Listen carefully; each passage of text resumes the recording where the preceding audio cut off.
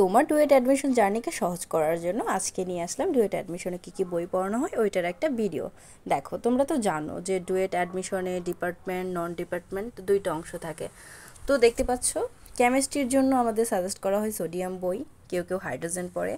আর ফিজিক্সের জন্য এই যে শাহজাহান তপন স্যারের যে বইটা দেখতে পাচ্ছ, এটা আমাদেরকে পড়ানো হয়। আর এই যে দেখতে পাচ্ছ বুলেট, এই শাহজাহান তপন এই বইটা শেষ হইলে বুলেট বইটা পড়ানো হয়।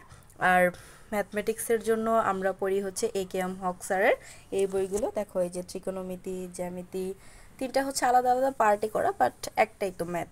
তারপরে হচ্ছে নন ডিপার্টমেন্টে আরও একটা বই হচ্ছে ইংলিশ, এই ডুয়েট ইংলিশ বইটা অনেকে পড়ে, এটা আমরা পড়ি। আর হচ্ছে আমাদের ডিপার্টমেন্টের জন্য আমরা টেক্সট রুট বইটা পড়ে থাকি। আর আরও একটা জিনিস, যে এই যে ক্যালকুলেটর দেখতে পাচ্ছ FXCW মডেলের, এই ক্যালকুলেটরটাও আমাদের কাজে লাগে।